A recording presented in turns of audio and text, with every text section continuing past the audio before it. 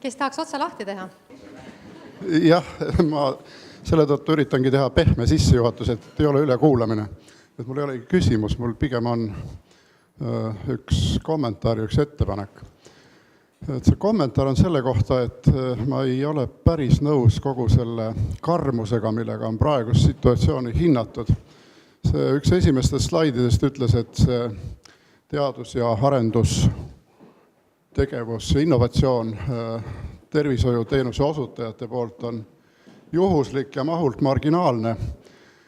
Et mõni mõõde küll näitab, et päris nii see ei ole. Kliinikumist tuleb iga aasta 150 pluss miinus mõni üks publikatsioon. Et sealt ikka tuleb ka midagi. Ja ma julgen öelda, et 3-4 Eesti suurema haigla peale on vähemalt 500 sellist uut ravi- ja diagnostika meetodit või viisi iga aasta, mis kasutusele võetakse. Aga tõsi küll, kogu see tegevus ei ole rahastatud ja see on see point. Et ei ole nii must, kui ta on, aga paljast entusiasmist paremaks ka minna ei saa, on ka selge. Ja teine oli ettepanek, see dokument lõppes siin sellise loeteluga trendidest, mis hakkavad asju mõjutama. Minu meelest on siit üks väga oluline puudus, üks trend. Ja see trend, see asi, mille trend seda mõjutab, on tegelikult Eesti tervishoiu rahastamine tervikuna. Seda on nii Maailma Tervishoiuorganisatsioon kui Praxis, kui Riigikontroll veenvalt näitanud, et selline rahastamisskeem ei ole jätkusuutlik. Ja kui meil see baas läheb tegelikult aiva kehvemaks, siis seda kaunist innovatsiooni ja teaduse pealisehitus sinna rajada on üpris raske. Mu ettepanek on see oluline trend sinna lisada. Aitäh! Suur tänu!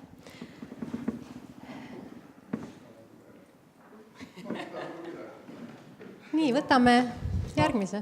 Kas ma seda viimast ettepanekut tohin kommenteerida, et trend tavapäraselt tähendab seda, et see on mingisugune väline protsess, mida meil on raske mõjutada.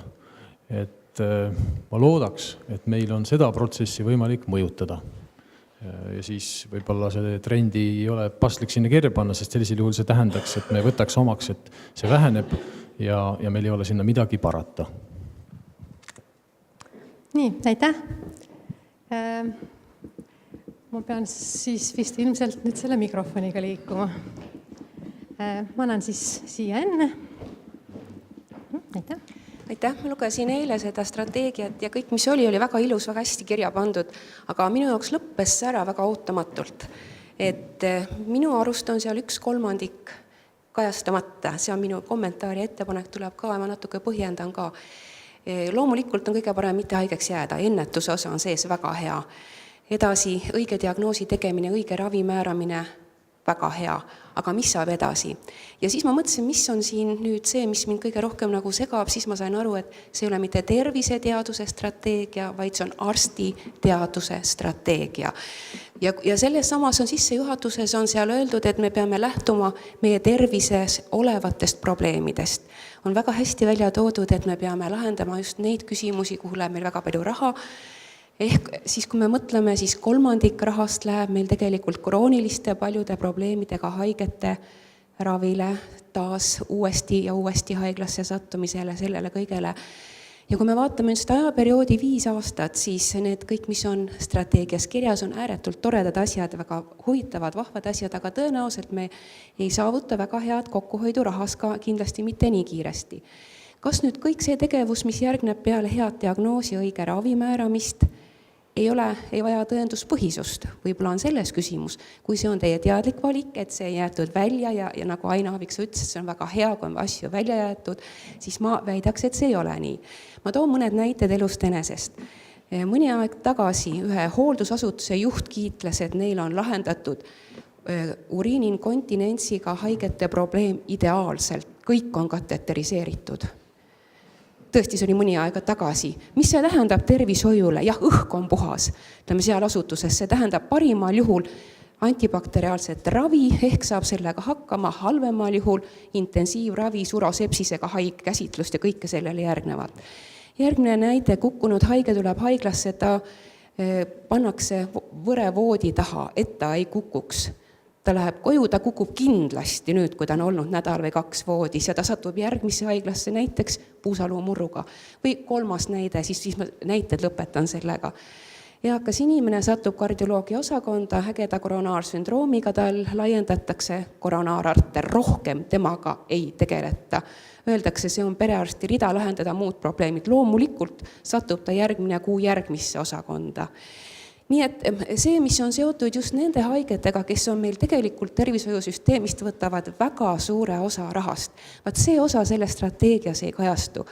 Ma olen nõus, et arstide teadusõppe vajab tõhustamist, aga ma olen veel rohkem mures, miks meil pole õendusdoktoreid siiamaani.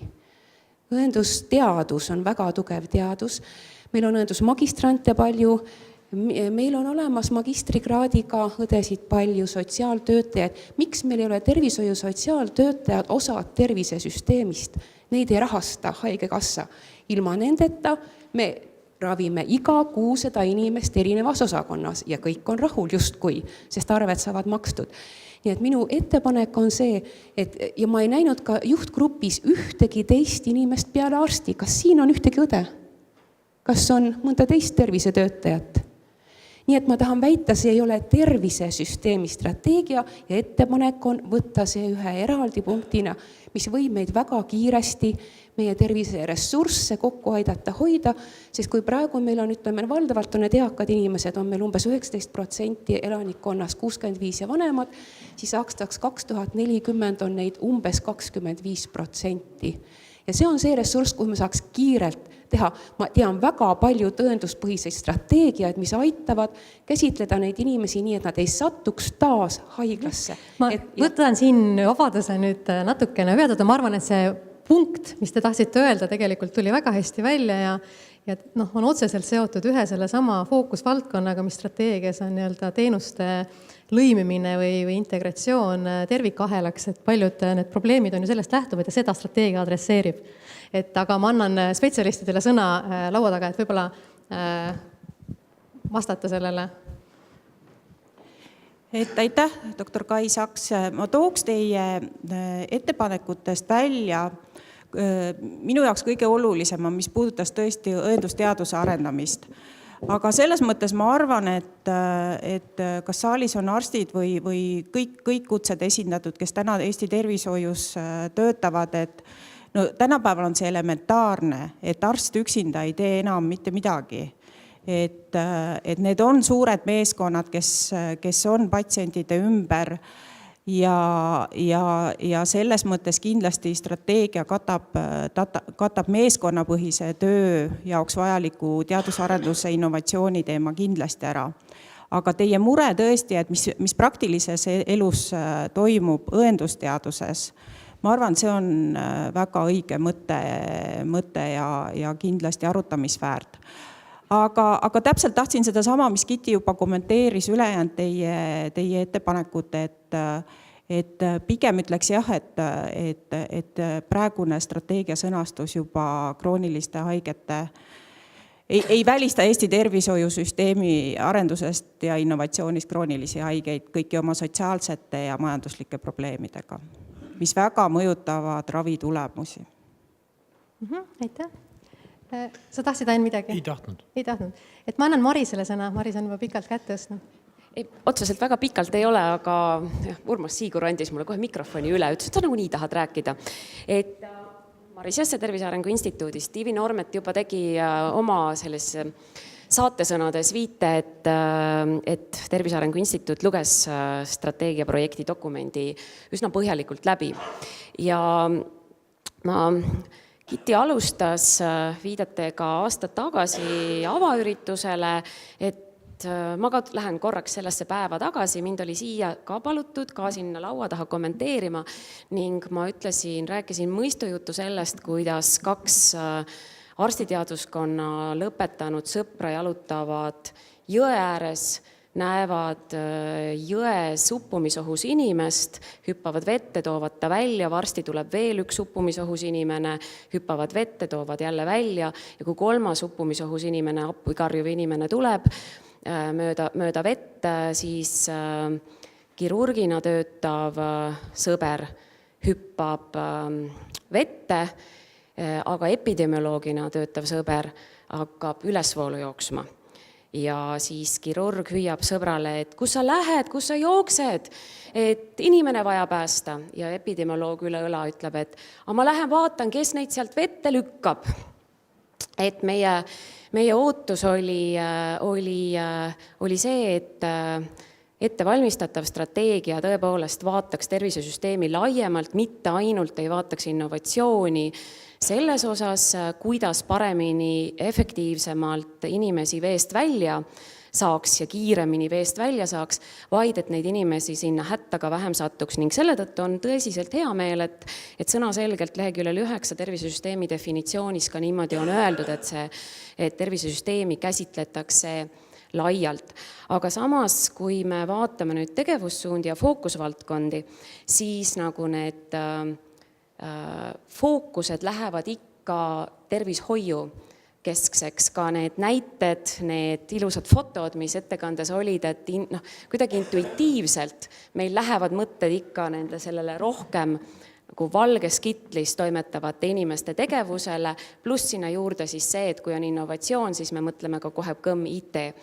Et ma arvan, et see on lihtsalt selline intuitiivne, et need näited on tulnud nagu rohkem tervishoiust, aga selleks, et see rahvatervise pool siin strateegias, ta on siin sees, aga me näeme, et oleks igaks juhuks vaja, et ta sõnaselgemalt väljenduks nii tegevussuundades kui ka eelnevas esiotsas välja toodud fookusvaldkondadeks, sest need innovatsiooni võimalused ja vajadused on ka rahvastikurühma põhistes sekkumistes kindlasti olemas ning kui klinitsistid nüüd mõtlevad, et mis need siis huvitav võiksid olla, siis näiteks rahvastikurühma põhine sekkumine, mis vajab innovatsiooni, on noorte esimese alkoholitarbimise ea edasilükkamine. Ja kui me suudame näidata, et me oleme seda suutnud teha näiteks 30 klassis üle Eesti, kus 13-aastased on alustanud, ei ole katsetanud alkoholiga võrreldes oma teistes klassides siis õppivate eakaaslastega, siis see on innovatsioon, millel on otseselt mõju otsene seos tervisesüsteemi eesmärkidega, otsene mõju tervisesüsteemile, tervisesüsteemi kuludele ning sellel sekkumisel on ka ekspordivõimekus. Nii et seega palun teie toetust, et see rahvastikurühma põhised sekkumised sõnaselgemalt lihtsalt välja tuleksid, kui nad täna seal sees on, sest sees nad seal on. Aitäh! Suur tänu! Nii, käsi oli püsti siin, et ma annan... Kiti, kas ma seda tohin kommenteerida? Jaa, palun, Ain. Et meil oli tõesti sellest, me oleme mitu korda sellest ka Marisega rääkinud ja mulle meeldis tegelikult see mõistujutu näide, et see nagu aitab mul seda oma mõtet natuke raamida. Et selles strateegias, kui me seda sünteesisime, siis me tõepoolest ei valinud välja meetodeid, mida eelistada, et kas me nüüd eelistame seda kirurgilist meetodit või me eelistame seda epidemioloogilist meetodit selle probleemi lahendamiseks. Ja kui nii-öelda fookusvaldkondade mõttes mõelda, siis võib olla tõesti, et nii-öelda intuitiivselt niisugused dramaatilisemad näited tulevad esile sellisest nii-öelda kliinilisest praktikast ja nad seetõttu kuidagi satuvad paberile lihtsamini, aga ütleme, seetõttu ka näiteks Suurbritannias mõiste asemel personaalmeditsiin kasutatakse hoopis tükis stratified medicine ja Ühendriikides kasutatakse precision medicine, mille mõte on selles, et meil ei ole vaja iga selle alkoholi, ütleme siis klassides näiteks mingi sekkumise leidmiseks vaja leida keskmiselt kõige paremat sekkumist ja siis kõikidesse keskmistesse Eesti klassidesse seda keskmiselt kõige paremat ja kuluefektiivsemat meetodit rakendada, vaid tõenäoliselt on klassides erinevad inimesed, erineva sotsiaalse taustaga, neil on erinev mingisugune muu omadus seal juures, ehk et nende kitsamate gruppide leidmine ka nii-öelda siis tõesti populatsioonipõhiste teenuste juures on iseenesest mõeldud sellesse strateegiasse ja praktilise poole pealt ma ise mõtlesin, et võib-olla tõesti siis seesama tegevussuund, mis räägib uuringutest ja nendest pilootprojektidest, et seal tuleks nagu selgemalt siis kas näidete varal või tõesti konkreetselt kirjeldama hakata, aga see on väike oht, et kui strateegiasse hakatakse mingeid meetodeid kirja panema, siis peaks panema kõik meetodid kirja. Sest muidu tõesti seal nüüd vahe tegemine, milline meetod on nüüd Eestis eelistatud ja ehk et milliste vahenditega töötavad teadlased on paremad kui teised teadlased, et see on mu meelest libe tee. Suur tänu. Eero Merilind. Jah, Eero Merilind, perearst praktikuna. Küsin telemeditsiini teemal ja arvestades täna hommikuste Postimehe artiklit, et kuidas e-konsultatsioon või e-visiit muudab tervishoiusüsteemi toimimist, kas ja kuidas see vähendab ravijärjekordasid? Kas ta üldse midagi teeb? Kellele see küsimus suunatud oli? Ma nüüd selles mõttes ei tahaks väga palju aega kulutada selliste päevakajaliste teemade arutelule, aga e-konsultatsioon on tegelikult väga hea näide alt üles algatusest Eesti tervishoius, et see ei ole kuidagi, et meil tuli jube tark mõte, et kõik probleemid lahendab nüüd e-konsultatsioon, kus siis patsient ei liigu, aga uuel kujul siis perearst ja eriarst võiks aeg-ajalt suhelda. Ja selle algatus tuli, ma nüüd täpselt isegi ei tea, kes oli ees, et kas perearstide poolt Põhja-Eesti regionaalhaiglale või haiglaarstide poolt. Seal olid konkreetselt eriala entusiastid, kes läksid selle algatusega, nii et ma isegi ei tea täpselt seda ajalugu. Nii et selles mõttes meile tundus haigekassaga selline alt tulnud algatus igati toetust väärt. Kahjuks ta ei ole rakendunud, et kuidagi erinevad on ka need perearstide ja eriarstide algatused väikses Eestis, aga meil on tundub nii mõistlik ja me ei pea seda enam mingiks teadusarenduseks ega innovatsiooniks enam, et nii mõistlik teenus, mis on väga paljudes teistes riikides kasutusele, et me ikkagi eesmärk on laiendada seda üle Eesti, seda võimalust. Suur tänu. Et nüüd ma vaatan, et ma jääks seda järjekorda segi, et Raulil oli käsi siin parem püsti, et ma annan mikrofoni siia. Et Raul Kivet Tartu Ülikoolist, et kõigepealt tahaks kiita seda strateegiat, ta on väga selge ülesehitusega ja väga kauni sõnakasutusega, et selles mõttes on ta üks väga hästi loetav ja tore dokument ja nende asjade suhtes, mis seal kõik kirjas on, ei olegi isegi oska seal nagu nende kohta otseselt mingit täiendusi rääkimata parandustest või niisugust asjadest öelda. Küll aga üks osa, millest natuke on juttu olnud, ma püüaks seda sõnastada üheks suunaks küll, mis oluliseks aitaks neid olemasolevat 4 suunda ja see võiks olla midagi niisugust, mis räägiks terviseuuringute ja terviseinfo arendamisest ehk tervete inimeste tervise uurimisest. Ja see oleks nagu tugi ülejäänutele. Praegune tegevus 3 räägib registritest ja nende andmete kättesaadavustest ja kui me haigete kohta saame teada, kuidas nendel läheb ja mis nendega toimub, on see kõik väga hea, aga see, mis need haigeks tegi, tuleb sellest, kui me uurime terveid. Ja selles mõttes oleks üsnagi oluline, et me ära unustaks rahvastikupõhiseid terviseuuringuid, neid jätkata, neid arendada. 98, kui me tegime rahvastiku teadusarengukava professor Metspaluga ja professor Kaasikuga ja siis me kirjutasime sinna, et jõle tore oleks, kui Eestis alustaks longitudinaalne küsitlus ja pluss objektiivne uuring rahvastikus, vaadata ikka, kuidas see terves tegelikult rahvastikus muutub, sest norm on tänapäeva ühiskonnas eriti väga dünaamiline. Kui me ei tea normi, me ei tea, mis on haigus, kui me ei tea neil vahet, siis me ei tea, kas toimub paranemine või mitte, et see oleks nagu teine sellest alategevusest, niisuguse uuringu käivitamine. Ja lõppkokkuvõttes ma arvan, et need tänapäevased e-lahendused on just niisugune asi, mis sellele kohordile kas või selle näitel kaasa andes tekitaks tõesti uue metodoloogilise platvormi igasugude lahenduste arendamiseks, kui me suudame seda teha rahvastikupõhiselt. Ja Eesti väikesuse põhjal tegelikult selleks eeldused on. Nii et ma arvan, et ma aitan sõnastada, kui tohib seda suunda, et me ka nagu tervete inimeste tervise uurimist ära ei unustaks ja võib-olla see on ka osaliselt vastus siin mõnele kommentaarile, millega seda strateegiat täiendada. Aitäh! Mul ei ole muud öelda, et väga mõistlik ettepanek, et meil oli just, mis me Ainiga vahepeal kommenteerisime, et teil oli ka e-tervise strateegia protsess on paralleelne, et kuna meil saab kõik tehtud varsti vanast visioonist, et mis võiks selle uue perioodi väljakutset meil olla.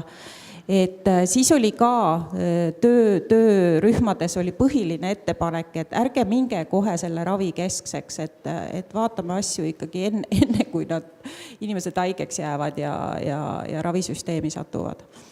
Aitäh! Ma tean, et käed on püsti, hoidke järjekorras. Ma tahaksin anda kindlasti selle aja jooksul, mis meil veel jäänud, on sõna sihistatult paarile inimesele ja ma kardan, et ta ei pruugi võib-olla ise kätt tõsta, aga täna siin saalis kindlasti kõige noorem ja ka naissoost osaleja on Helerin Raikeus ja tema on siis noorarst ja on Eesti Arstiteadusüliõpilaste Seltsi teadusgrupi juht ja tal on omal selline haridus ja akadeemiline tee ka olnud väga kirev ja me teame, et arstiks õppijate selline ühine moto on, et me usume Eesti meditsiini tulevikku, on vist nii. Siis Helerin, et kuidas on, et palju selles tulevikus selle teaduse innovatsiooni osa või rolli siis noored arstid ja tulevane klinitsistide põlvkond näeb?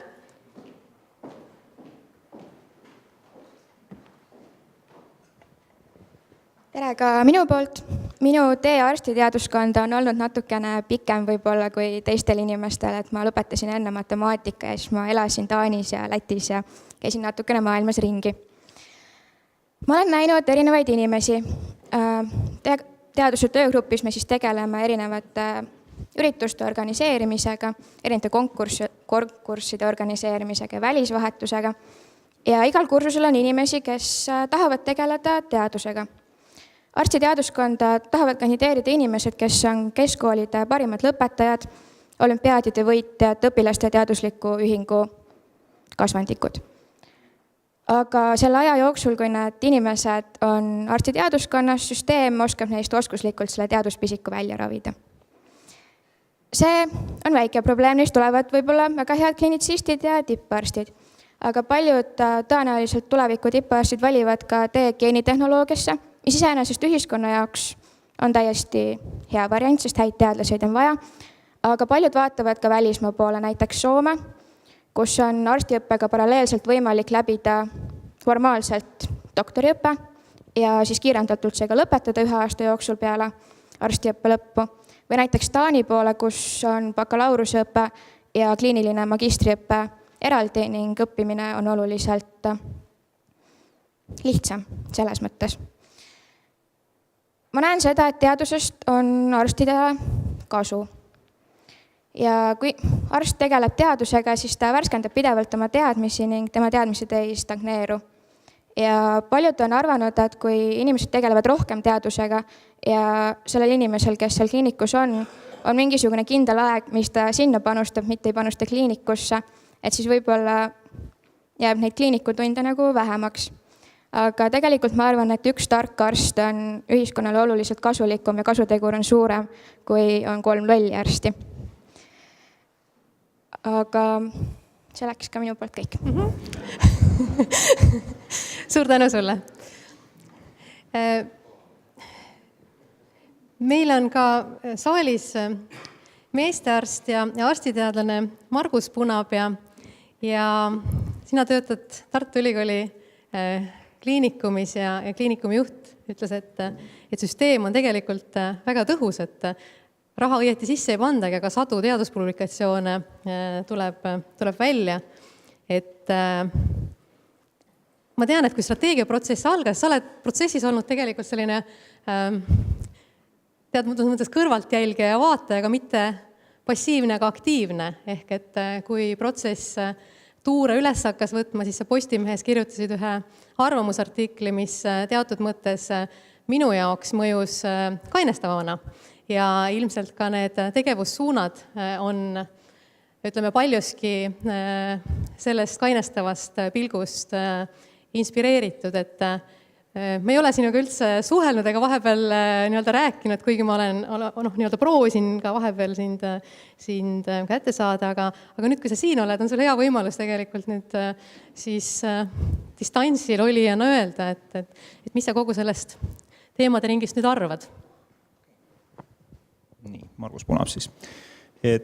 Ma olen selles kliinilises teaduses on 20 aastat, et see on see põld, mida me siin selle dokumendi abil ehk paremini künda soovime.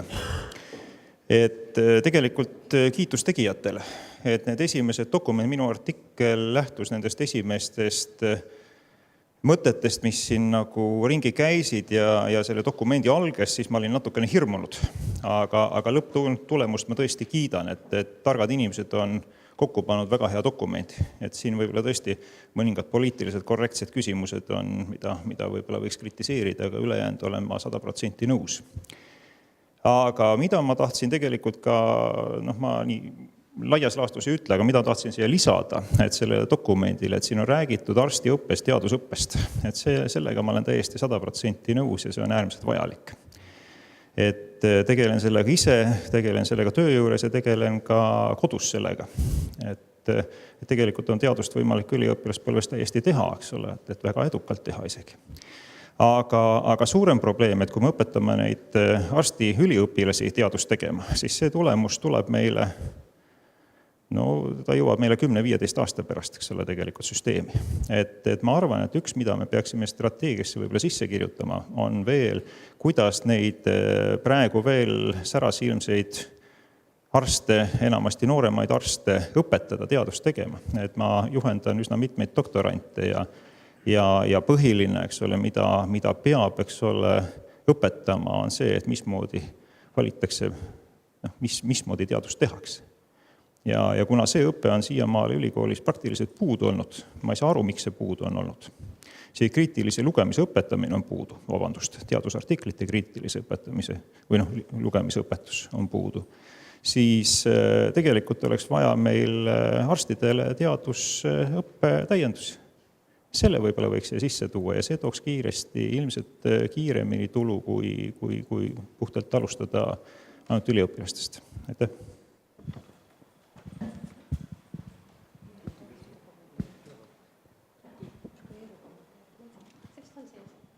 Jah, ega need jutud on kõik õiged, ega need asjad on kõik latentsperioodiga, sellepärast ongi oluline, et nendega siin ei ole mõtet venitada, sest kui me täna alustame, siis me tõepoolest näeme neid vilju pikka aja pärast.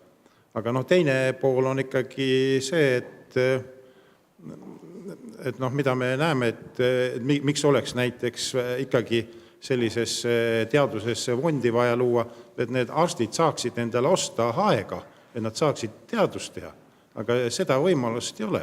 Ja ma näen ka seal teist võimalust, et selliste grantide tegemise kaudu nende inimeste tase ikkagi hakkab tõusma ja nad muutuvad ka teiste grantide tegemisel konkurentsivõimseks. Nii et see on igal juhul on win-win situatsioon. Ma arvan, et kõik on sellega nõus, aga keegi ei ole nõus nende meetoditega, kuidas seda tehakse. See on see probleem. Nii et ma arvan, et kõik need jutud on väga mõistlikud. Mul lihtsalt praegu tuli mõte oma peas, kuidas 3 asja läksid kokku. Kõigepealt aitäh Margusele hea sõna eest ja siin ma saangi kohe tagasi peegeldada, et kui on üks asi, mida Tartu Ülikooli arstiteaduskond siiski annab ja mis pisikut ka hiljem ei ole kellelgi võimalik välja juurida, see on õppimise võime. Ja minu meelest see on niisugune äratab usaldust ja tõesti mõte, mis sinna sisse sai pandud, et täna on vähe ja juhuslik, siis et see võiks siis nii-öelda poliitikuid ärgitada ja tuua seda raha sinna juurde, sest et tagamõte lõppkokkuvõttes tõesti on, et seda aega lihtsalt, mida teaduse tegemiseks on vaja, on vaja juurde. Et Tartu Ülikool on väga hea koht. Ma olen igal pool seda öelnud. No ma ei oleks ka nii ülikriitiline, sest ma arvan, et tegelikult nende inimeste jaoks, kes on tahtnud midagi teha, on alati võimalus olnud olemas. Aga küsimus on selles, et meil on neid inimesi oluliselt rohkem vaja, kes võiksid seda rada minna. Sest ütleme, kogu see teadusmahukuse ja innovatsioonivajaduse kasv on väga oluline. Ja muidugi ma olen ka Urmas Siiguriga nõus, et tegelikult arstlik tegevus, arvestades seda teaduse arengukiirust, on pidevalt innovaatiline. Pidevalt tuleb ju uusi asju üle võtta ja kui inimesed puuduvad teadmised nendest asjadest arusaamiseks, mis mujal tulevad, siis me jäämegi, nagu siin on öeldud, et kui teadus täielikult kõrvaldada meditsiinisüsteemist, siis me raviksime 2008. aasta tasemel praegust. Ma arvan, et inimesed ei oleks sellega väga õnnelikud. Aitäh. Meil on saalis ka Põhja-Eesti regionaalhaigla juhatuse esimees Tõnis Allik ja Tõnis on küll pisteliselt selle strateegiaprotsessis osalenud, küll on aga igapäevaselt rohkem sisendit andnud doktor Peep Talving. Ja tegelikult nüüd, kui selle strateegia elluviimisel suures osas sõltub see riigist, aga oluliselt ka nendest otsustest, mida tehakse tervishoiuasutustes ja Eestis on pädevuskeskused tekkimas 2 kohta Põhja-Eesti regionaalhaiglasse ja Tartu Ülikooli Kliinikumi, siis on siinkohal asjakohane anda siis selle teise tippkeskuse juhile sõna, et kuidas tema neid ülesandeid ja kohustusi, mis nagu selle strateegiast ühele meditsiini tippkeskusele tuleksid, enda jaoks tõlgendanud on. Küll oli pikk küsimus. Aitäh. Ma ka võib-olla sissejuhatuseks avaldaks tunnustust sellele dokumendile ja tegijatele, et tõesti väga hästi loetav ja ega sealt ju selles mõttes palju uut välja ei loe, aga ta on ilusti kõik kirja pandud süsteemselt ja jääb ainult üle loota, et need tegevussuunad, mis kõik nõuavad mingil määral ka lisaraha, ei suure selle raha puuduse kätte või olematuse kätte ära. Aga mõned mõtted siiski, et selle dokumendi kohta, et kogu see esimene osa, ma olen täiesti nõus Urmas Siiguriga, on liiga ahastavas toonis kirjutatud ja selle ikkagi see, kus Eesti tervishoius asi hästi töötab, on just nimelt need uued ravitehnoloogiad, mis rahastatakse meil haigekassa rahakotist ja seal on ju süsteem hästi toimiv. Et kõik, mida nii konkreetselt ei rahastata, nende teemadega meil on probleeme tõepoolest. Ja siin võiks avada mingisuguse teistsuguse rahakoti. Võib-olla üks selline lugedes mõte, mis mul tekkis, et nende tegevussuundade osas, mis puudutab seda võimestamist, siis seal oli küll doktorikraadidega grandid nagu sisse toodud, aga täpselt sama suur probleem on doktorantuuris osalevate ja mitte ainult tohtrite osas, vaid kõikide töötajate osas, kes doktorantuuris osalevad, et ka nendel on mingisuguse mahus vaba aega vaja ja see konflikt kliinilise töö ja selle teadustöö ettevalmistamise osas on seal olemas. Võib-olla paar sõna pikemalt peatuks sellel andmetaristul ja mitte ainult nii-öelda tehnilisest aspektist, et üldse, kui me räägime andmekogudest või registritest, siis kuidagi selle juures me võtame nagu eelduseks, et need andmed on kõik kuskil olemas ja need on vaja lihtsalt kuhugi hakata koguma ja süstematiseerima. Et tegelikult see pilt ikka nii hea ei ole, kuigi tõepoolest haiglates on väga palju erinevaid andmeid, aga suur osa ikkagi meditsiinilist informatsioonist täna haiglates on teksti kujul ja andmetest ei ole nagu väga palju rääkida. Et selles suhtes, ma ei tea, kas see mõte peaks olema selle dokumendi osa, aga alustada tuleb ikkagi sellest, kust andmed tekivad, et need võimekused seal nii-öelda tekiksid. Paraku ma pean siin ütlema sellise või avaldama nagu nõutust, et kui me tegime koostöös Kliinikumi ja eestvedaja oli siin Tehnikaülikool vastava ettepaneku terve programmi, kus me tahtsime sellist võimekust siis 2 haigla infosüsteemidest hakata jõulisemalt arendama, siis praegu nagu seda mõtet ei ole seal küll toetatud ja Sotsiaalministeerium isegi seda öelnud, et nemad ei toeta selliseid arendusi. Et ma ikkagi siin tahaks veel kord öelda, et see ikkagi jõuaks otsustajateni kohale, et algandmete juba organiseeritud tekkimine on kogu selle nii-öelda asja alus. Ja teine mõte, mis ma siia juurde ütlen, et kui ma vaatan nagu praktilise poole pealt, siis tõepoolest selline teadushuvi ikkagi meditsiinitöötaja poole peal on organisatsioonis aeg-ajalt nähtav, kuid et hakata üldse sellele teadushuvilisega teatavat baasi tekitama, siis minu arvates on üks teine nõrk koht meil, mis puudutab ikkagi ravitöö analüüsi.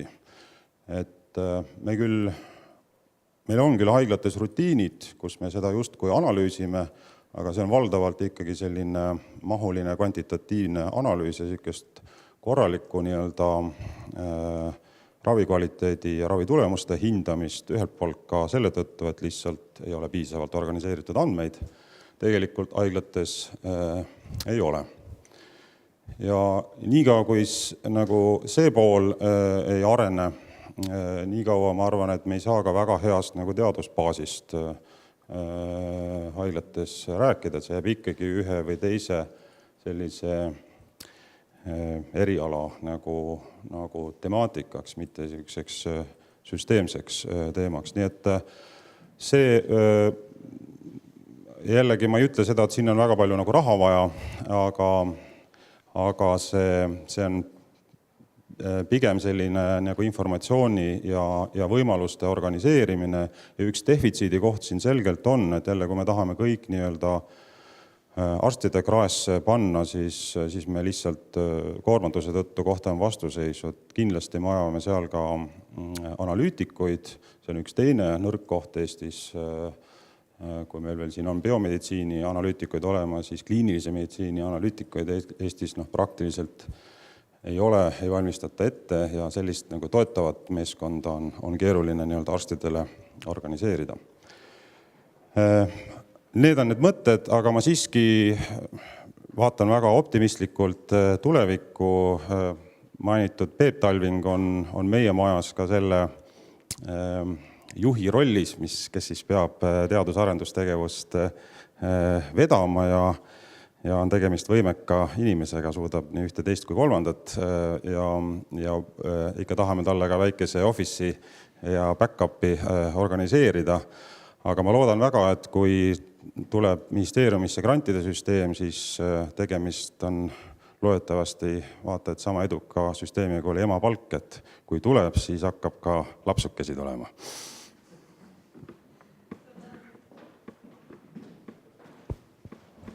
Nii ja Erki Mölder on väga kaval, ta võttis ühe mikrofoni ja hoiab seda enda käes, seni kuni talle sõna antakse. Et ole hea, Erki. Aitäh. Esiteks suured tänud Sotsiaalministeeriumile, et olete selle valmis teinud. Lõpuks ometi on asi, mida kritiseerida ja mille üle me saame nagu diskuteerida. Ma arvan, see on nagu esimene samm. Mul on 3-4 kommentaari. Esimene on pigem nagu selline küsimus, et te olete seal väga hästi välja toonud tänase olukorra ja väljakutsed ja probleemid. Aga ma ei näe seal nagu selgitusi või analüüsi, et miks on need asjad tekkinud. Miks on see süsteem täna nii puudulik? Ja ma arvan, et kui me seda sinna välja ei kirjuta, siis igaüks täidab need miks küsimused oma vastustega ja me tegelikult hakkame sealt edasi mõtlema nagu väga, väga erinevat. Kui probleem on selles, et arstidel pole aega, on vaja ühte asju teha, kui probleem on selles, et haigekassa hinnasüsteem ei soodusta seda, on vaja meil teisi asju. Ma loodan, et olete selle läbi mõelnud, aga mingisuguseid kommentaare võib-olla selles osas tahaks seal dokumendis näha. Teine asi, mis siin dokumendis minu jaoks puudu on see, et ilmselt enamus teavad, et suur osa uutest lahendutest, tehnoloogiatest, innovatsioonist jääb rakendamata sellepärast, et organisatsioonid omavahel on oma tegevused nii ära reglementeerinud, et lihtsalt ei sobi sellesse keskkonda. Ja need tegevused, need diskussioonid või need asjad, mis peaksid neid organisatsioone sundima koostööle või organisatsiooni eesmärke nagu ümber vaatama, see on ka siit puudu. Et kui me tahame näha mingisuguseid tegevusi, mingisuguseid diskussioone, mingisuguseid hoobasid, mis sunnivad neid organisatsioone tulevikus oma käitumist muutma, siis siin strateegias ei ole seda nagu üldse minu meelest nagu käsitletud. Ja kolmas osa, mis minu meelest on nagu siin puudulik, on see, et me räägime ju tegelikult selle strateegias puhtalt nagu nii-öelda ravist. Jah, räägitakse natukene ennetusest, aga mina tahaks näha siin rohkem seda, et me selle strateegias räägiksime ka inimeste tervisekäitumisest. Ja selle ei ole ainult see, mida Maris ütles, et meil on vaja mingisugust kampaaniat teha, et alkoholi tarbimine edasi lükata. Ma arvan, et see süsteem eeldab ka seda. Väga hea. Aga ma tahaks näha ka seda tegelikult, et inimesi hakatakse nagu motiveerima, ma ei taha rääkida maksumuudatustest, aga sinna me jõuame, et nad tegelikult üritaksid ise vältida oma käitumisega sinna tervishoiusüsteemi nagu sattumist üldse. Ja need nii-öelda suured teemad on minu meelest nagu selles strateegias praegu nagu välja jäänud. Kas ta on nagu eraldi mingisugune suund või mitte, on nagu ise küsimus. Ja 4. väike näide on see, et Medicine Estonia on viimase 3 aasta jooksul ju väga suuresti üritanud Eesti eksporti nii-öelda lükata selle tervishoiu valdkonnas. Ja ma ei näe siin nagu üldse nagu neid probleeme, mis on seotud tervishoiusüsteemide lõimumisega või neid tegevusi, mis on mõeldud nagu selleks. On ta siis vastutuskindlustus, on ta siis üldine meie seadusandlus selle kohta, kuidas patsiendid ja haiglad ja arstid omavahel suhtlevad. Me siin nii-öelda Eesti sees oleme küll selle kuidagi nagu kokku leppinud ja elame selle järgi. Aga kui me räägime seda, et me tahame oma süsteemi lahti teha nagu teistele, siis see süsteem erineb teistest ja ma arvan, et selle muutmine või selle diskussioon peaks olema selle strateegia üks osa. Aitäh. Aitäh. Tahate võib-olla... Viigus mina olen ju mikrofoniga. Aitäh, ma ei võta üldse sõna vastu lauseks, vaid pigem tõepoolest tänamaks selle sõnavõtu eest ja iseenesest see nagu hästi toredasti ka natukene illustreerib meie sellist intuitiivset mõtlemist, et kui me ütleme tervishoid, siis on plaksti meil silme ees valge kitliga arst ja kui me ütleme rahva tervis, siis meil on plaksti silme ees kampaania ja infovoldika. Aga tegelikkuses tänapäeval tõepoolest need mõlemad tähendavad midagi hoopis suuremat, laiemat, sügavamat ning hädasti vajalik ka käitumisteaduste psühholoogia sissetoomine tervisekäitumise mõjutamiseks. Aga suur aitäh! Kas ma tohin ja tõestus ka seda, et see rahvatervise osa on vaja natukene sõna selgemalt välja kirjutada. Kas ma tohin ühte definitsiooni pakkuda tervishoiu jaoks? Tervishoid on koht, kuhu pannakse tervishoiule, kui minnakse napsu võtma. Nii, ma tahaksin hakata saali kommentaaride otsi kokku tõmbama. Mul on 2 kätt, Joel ja Hardi Tamm. Et ma annan mõlemale mikrofoni ja siis, kui mikrofoni mulle tagasi tulevad, siis oleme lõpetanud.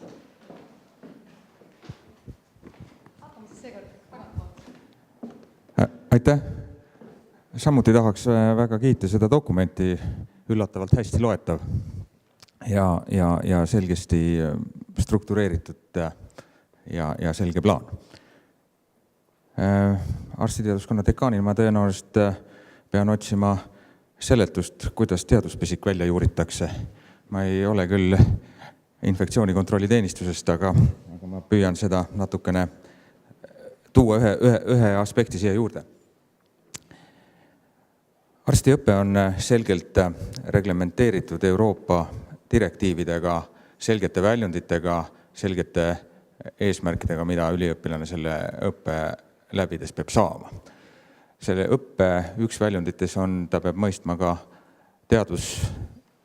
meditsiiniteaduse meetodi olemust ja oskama teadustöid teha ja lugeda. Ja ma tegelikult siiralt usun, et meie õpetajate hulgas on piisaval määral kõrge teadusliku tasemega inimesi. Kus see pisik siis kaduma läheb, võib-olla ma arvan, et meie kogu Eesti meditsiini teaduspõhise ja tõenduspõhise lähenemise kriitiline määr on puudu. Meie kogu süsteemis ei ole piisavalt inimesi, kes valdaksid tõendus- ja teaduspõhist lähenemist. Ja nüüd see ülikoolist tulnu pisik juuritakse välja tõesti. Ja sealt ma jõuan järgmise aspekti juurde, ehk siis täiendusõppe ja pidev tervishoiusüsteemis olijate koolitus on äärmiselt tähtis selleks, et seda innovatsiooni, teaduspõhisust ja head rahvusvahelist taset püüda saavutada ja alal hoida. Et sellele kindlasti tuleb oma rõhutus ja remark seada.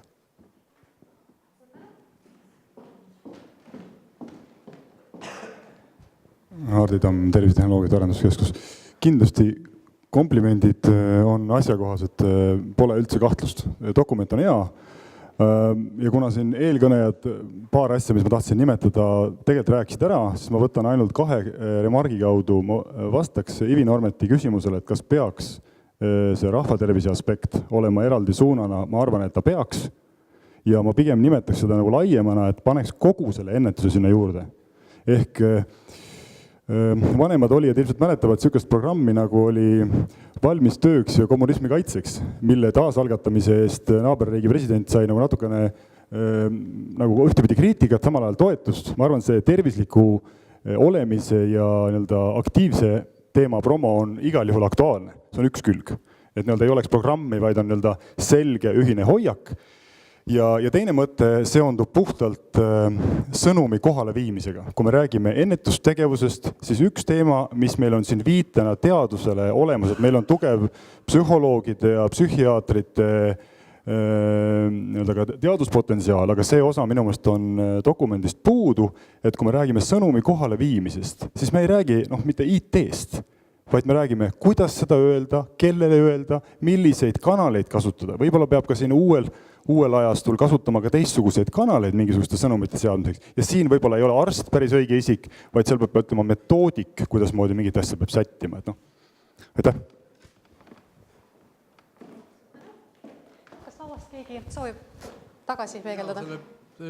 Pisiku mõte jäi mind mainima, võib-olla me oleme lihtsalt liiga laia toimespektriga mingisugust antibiootikumi kasutanud, et me oleme hirmsasti fokusseerinud tõepoolest ravile ja kõigepealt selle selgeks õppimisele ja siis hiljem haigekassa lepingu teenindamisele, et ikka need teenused saaksid tehtud, sest muu raha eest ei ole arstile võimalik palka maksta. Nii et võib-olla kui lihtsalt vaadata natuke täpsemalt sihitud lähenemist, et siis neid kõrvaltoimeid on ka vähem. Suur tänu ja viimaseks kommentaariks saab sõna Külle Tärno, kes on Tallinna tehnoloogiapargi Tehnopol tehnoloogia, tervisetehnoloogia ettevõtteid sellise esindava ökosüsteemi liider ja juht. Et kuidas see ettevõtluse poole pealt see paistab, et see ei ole ettevõtlusstrateegia, aga ta on ettevõtlus- ja tervisesüsteemi suhestav strateegia. Et mis sul öelda on? Aitäh ja mul on muidugi väga hea meel, et siin teaduse ja arenduse kõrval on see innovatsioonitükk ja sealt edasi ettevõtlus ka. Ja et need on ühes strateegias ja et on näha seda avatust, tervise avatust ettevõtlusele nähakse ühist kasu ja mis on tõesti väga mitmekülgne. Ja ma väga tahaks loota, et Sotsiaalministeerium ei ole selle strateegiaga üksi, vaid reaalselt teadus- ja arendusministeerium ja meie majandusministeerium ikkagi tõhusalt kaasa löövad selle elluviimises ja selle viimistlemises. Mis ma tahaks välja tuua on see, et jah, selles esimeses osas tervisesüsteemis olid ilusti välja toodud ennetus ja tervislik eluviis, nagu mitu korda on siin räägitud, aga nende innovatsiooni tugistruktuuride pool kahjuks jah, oli ta see toetuspool, oli ainult siis tervishoiuteenuse pakkujate keskne. Ehk tegelikkuses innovatsiooni ja ettevõtluse toetamine selles esimeses otsas on odavam, kiirem ja võib-olla siin on Eestil oluliselt rohkem eeliseid tänu meie e-tervisele, tänu meie inimeste usaldusele selle süsteemi vastu, ehk oleks võimalik võib-olla kiiremini edu saavutada, kui me sealpool ka midagi teeks. Samas on mul muidugi väga hea meel ja isegi positiivselt üllatav näha seal seda haiglatel juures haiglatega koos toimivat ja võimalikku tugistruktuuri, näitena oli Karolinska seal toodud, et kui me suudame sellest tõesti midagi ära teha, siis on ära ütlemata hea meel. Samas kindlasti tahaks öelda, et kuna strateegia on tehtud 5 aastaks, siis biotehnoloogia, meditsiini või meditsiinitehnoloogiates me ei saa oodata edu 5 aastaga. Ehk ma loodan, et me mõõdame seda 10 või 15 aasta pärast ja ütleme, et me oleme selles edukad. Et me 5 aasta pärast ei tõmba seda maha, kuna ei ole tulnud maailmas läbilöömise edulugu selle tulemusena. Aitäh! Suur tänu!